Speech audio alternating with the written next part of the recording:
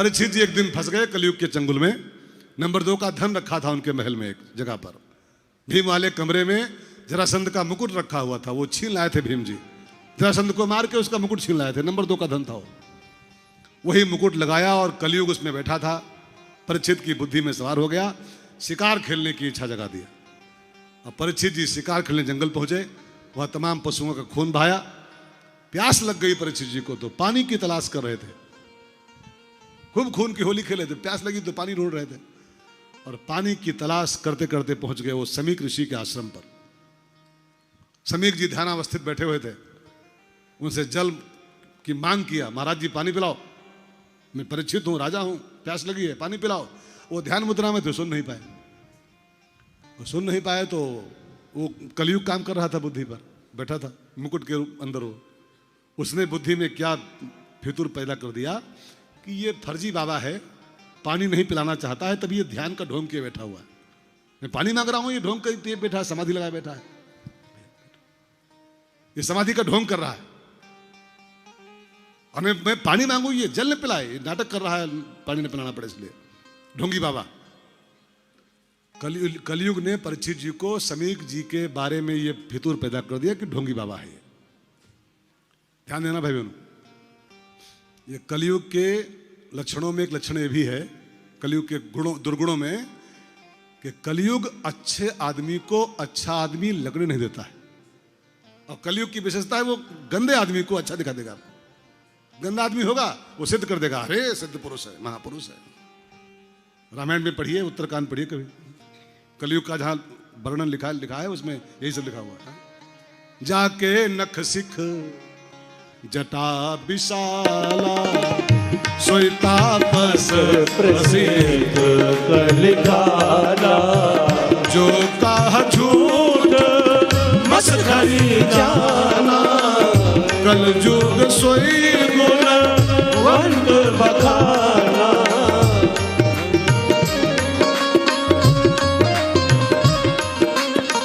अब ये सब मैं नहीं कह रहा हूं, ये सब संतों ने कहा। जितना झूठ बोलेगा, जितना झूठ बोलेगा, कलयुग सोए गुणवंत बखाना। कई लोग हैं समाज में, देखो झूठ बोल के पूरा समाज पे राज कर रहे हैं। शुद्ध झूठ बोलते हैं, शुद्ध झूठ, कुछ उसमें सच्चाई नहीं होती जरा भी। अब मैं नाम नहीं लूंगा। हा? लाल चटनी समोसा खाओ, कृपा आनी शुरू हो जाएगी। मैं सच्चाई क्या % इसमें? लेकिन मैं नहीं कर रहा हूं, रामायण का सूत्र है, जो जितना झूठ बोल पाएगा कलयुग में सोए गुणवंत बखाना। समाज कहेगा अरे क्या सिद्ध पुरुष है, क्या महापुरुष है, हा? क्या महापुरुष। जितना मक्कारी करेगा समाज उतना बड़ा महापुरुष होगा वो। ये कलयुग, ये आपका दोष नहीं है जी, ये कली का दोष है। और जो सच्चे महात्मा है लंगोटी वाले घूम रहे हैं, फटी लंगोटी पहने, यही समाज कहता ये का बाबा, जिसकी लंगोटी फटी है का बाबा होगा ये, क्या लुंगी फटी बेचारे की, पांव चप्पल नहीं है, ये कैसा संत होगा। जो जितना बड़ा मक्कार होगा उतना बड़ा महात्मा होगा। कलयुग की विशेषता है। अब वो था वो सिद्ध पुरुष, लेकिन कलयुग ने सिद्ध कर दिया ढोंग कर रहा है, ढोंगी है। पानी मांग रहे हो, ये ढोंग कर रहा है, डुप्लीकेट समाधि लगाए बैठा है, फर्जी समाधि। तो परीक्षित ने क्या किया, इसकी समाधि असली है कि नकली, इसको चेक करने के लिए एक मरा हुआ सांप उठाया। कहीं पड़ा था आसपास में मरा हुआ सांप, उसको उठाया कि इसको पहना दूं, डुप्लीकेट होगा, ये फर्जी समाधि होगी, तो सांप पहनाऊंगा तो कूद पड़ेगा भी है, और जो सही में होगा तो सांप पहनाऊंगा जान नहीं पाएगा। अब परीक्षित जी मरा सांप पहना दिए। वो समाधि में थे वास्तव में, नहीं हिले जब, तो परीक्षित जी को आभास तो हो गया मुझसे गलती हो गई, सिद्ध पुरुष को मैंने मरा सांप पहना दिया, सच्चे महात्मा है तो। लेकिन अब हुआ, हो गया तो हो गया। अब वो प्रणाम किए मन ही मन वापस चल पड़े। इतने में समीक का बेटा था, श्रृंगी नाम था उसका, श्रृंगी, वो कहीं से खेलते खेलते आया और देखा परीक्षित जी मेरे पापा जी को मरा सांप पहना के जा रहे हैं। अब उसने आओ देखा न ताओ, क्रोधी था थोड़ा स्वभाव से, आओ देखा न ताओ, हाथ में जल लिया और उसने परीक्षित जी को श्राप दे दिया पीछे से, मूर्ख राजन, तुमने मेरे पिताजी को मरा हुआ सांप पहनाया है, मेरा श्राप है कि आज के 7वें दिन तुमको तक्षक नाग काटेगा और तुम्हारी मृत्यु हो जाएगी। अब श्राप दे दिया, तुमको सांप काटेगा तुम्हारी मृत्यु होगी 7वें दिन। अब देखो ये 7वें दिन सांप काटेगा और तुम्हारी मृत्यु होगी, ये खाली एक बात है। अगर इस सच्चाई, इस श्राप की सच्चाई को निकालो ना, तो ये श्राप सबको लगा हुआ है। ये खाली परीक्षित जी पर नहीं लगा है, सब पर लगा हुआ है। 7वें दिन ही सांप काटेगा और 7वें दिन तुम्हारी मृत्यु होगी। ये श्राप खाली परीक्षित जी पर नहीं, सब पर है, सब पर है। सांप माने काल ब्याल, मौत का प्रतीक है सांप, मौत। और मौत 7वें दिन ही काटती है, सबको काटती है। क्योंकि 7वें दिन तो दुनिया में है, सप्ताह में। 8वां दिन लाओगे कहां से आप, जब 8वां बना ही नहीं संसार में कोई दिन है। संडे टू सैटरडे के दिन होते हैं 7 दिन, और 7वें दिन ही तुमको मौत काटेगी, सांप काटेगा। तो संडे हो चाहे मंडे हो, अगर दिन तो 7वें होगा, वो दिन 7वें होगा। तो परीक्षित जी को साइड में रखो इस कथा में, ये अपने ऊपर लो कि ये श्राप सबको लगा हुआ है कि तुमको 7वें दिन सांप काटेगा और तुम्हारी मृत्यु हो जाएगी। अब ये श्राप की बात परीक्षित जी ज्यों जान पाए कि मेरे पास 7 दिन मात्र हैं। बचपन से उनका एक अरमान था मैं भागवत सुनूं, मैं कृष्ण कथा सुनूं।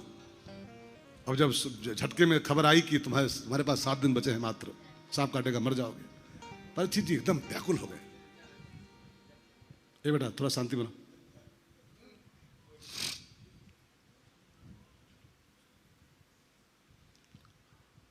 मैं अभी कह चुका हूं ना, परीक्षित जी को बचपन से तमन्ना थी, पैदा होने के तुरंत जब होश आया था तब से, कि मैं जब गर्भ में था मुझको जो बचाने आया था उसकी मुझे पूरी कथा सुनने एक बार है, पूरी कथा। लेकिन वो राजकाज में ऐसा बिजी रहे कि वो बेचारे सुन नहीं पाए।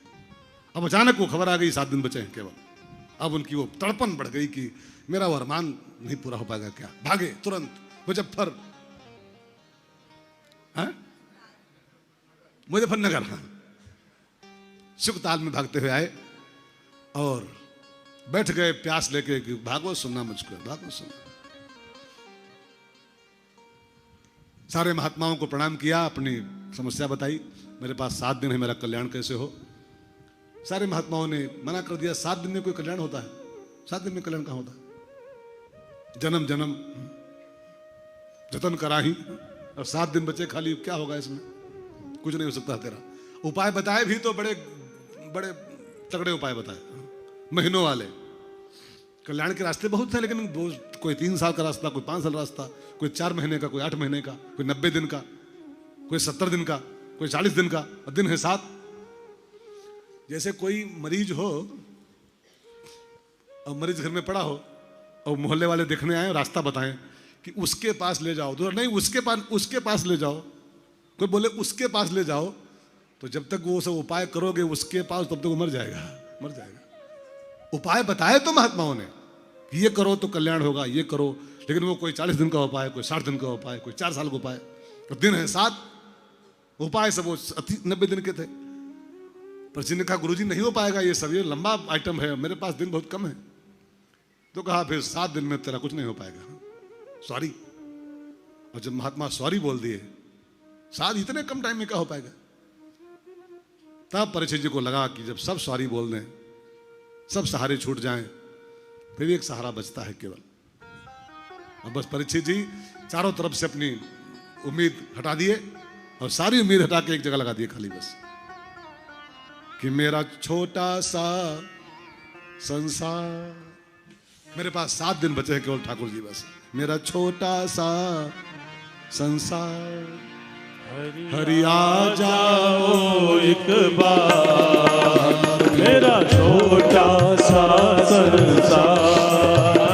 हरि आ जाओ एक बार, हरि आ जाओ, हरि आ जाओ, हरि आ जाओ, हरि आ जाओ, हरि आ जाओ, हरि आ जाओ, हरि आ जाओ, हरि आ जाओ। मेरा छोटा सा संसार, हरि आ जाओ एक बार, मेरा छोटा सा संसार। हरि आ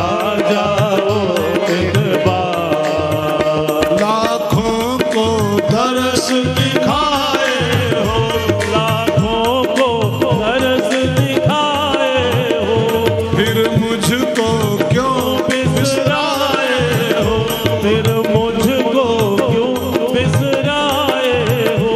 मैं कब से रहा पुकार, मैं कब से रहा पुकार। हरि आ जाओ एक बार, मेरा छोटा सा संसार। हरि आ जाओ एक बार, मेरा छोटा सा संसार। हरि आ जाओ एक बार। घनश्याम मुरारी मधुसूदन, घनश्याम मुरारी मधुसूदन। आ जाओ मेरे मनमोहन, आ जाओ मेरे मनमोहन। अखियों से बहे जलधार, अखियों से बहे जलधार। हरि आ जाओ एक बार, अखियों से बहे जलधार।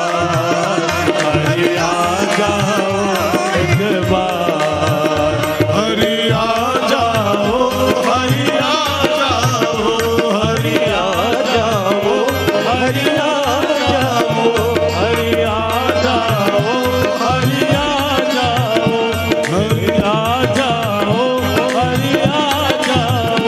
मैं कब से रहा पुकार, मैं कब से रहा पुकार। हरि आ जाओ एक बार, मेरा छोटा सा संसार। हरि आ जाओ एक बार, हरि आ जाओ एक बार, हरि आ जाओ एक बार। परीक्षित की पुकार सुनी और लिखा है तत्राभवत भगवान व्यास पुत्र तत्र अभवत।